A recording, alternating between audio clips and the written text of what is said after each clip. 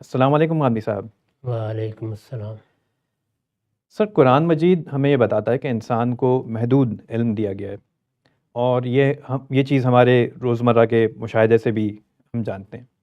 مگر کیا اللہ تعالیٰ کا اس بارے میں تبصرہ فرما دینا ایمان والوں کے لیے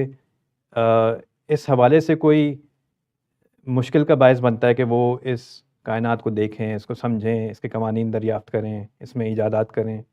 اور ساتھ ہی یہ بھی کہ قرآن مجید کے وہ مقامات جو اس کائنات پہ غور و فکر کرنے کی ترغیب و دعوت دیتے ہیں،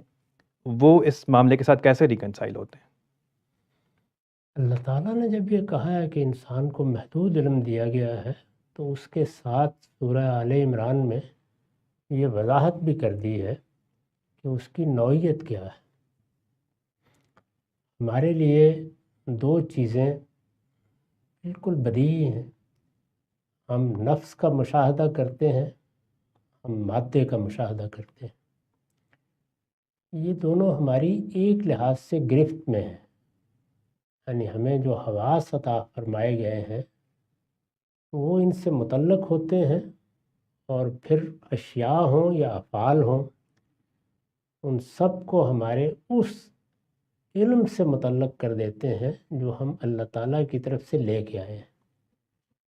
اس علم کو کانٹ نے بھی بیان کرنے کی کوشش کی ہے کہ ہمارے سامنے مظاہر آتے ہیں، ہم نومنا تک نہیں پہنچ سکتے، اور ان مظاہر میں سے بھی ہمارے لیے وہ چیزیں مشاہدے کی چیزیں نہیں ہیں جو حقیقت میں معنویت پیدا کرتی ہیں، ان کو وہ مقولات یا کیٹیگریز میں بیان کرنے کی کوشش کرتا ہے۔ جی بلکہ زمان و مکان کو بھی اس نے انہی میں شامل کیا ہے۔ لیکن یہ صاف واضح ہوتا ہے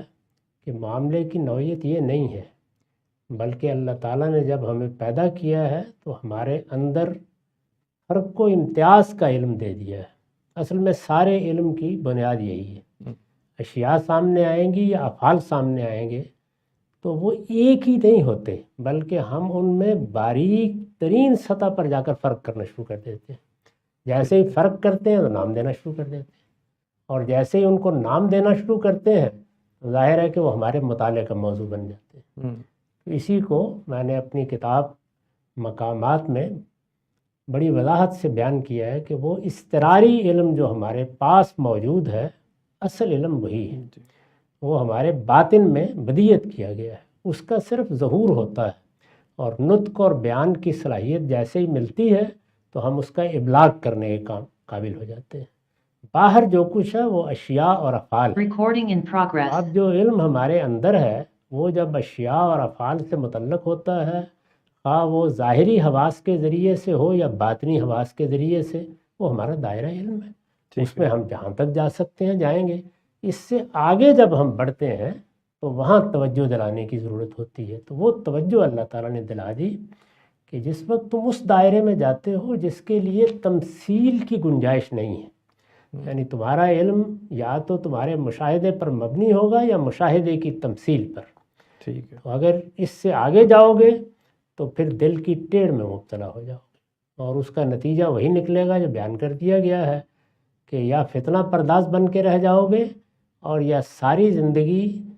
اپنے حدود سے آگے چیزوں کو متعین کرنے میں لگا دو گے، اور 2500 سال کی فلسفیانہ جدوجہد کا حاصل کیا ہوگا؟ ہاتھ جاڑ کے کھڑے ہو۔ تو بہت وضاحت سے اس کو بیان کر دیا ہے۔ اسی وجہ سے ہمارے دور کے ایک بڑے عارف نے یہ کہا ہے کہ ساری زندگی فلسفہ پڑھنے کے بعد انسان جب قرآن کے پاس آتا ہے تو معلوم ہوتا ہے کہ میں کیا جت مارتا رہا۔ ٹھیک ہے سر، بہت شکریہ۔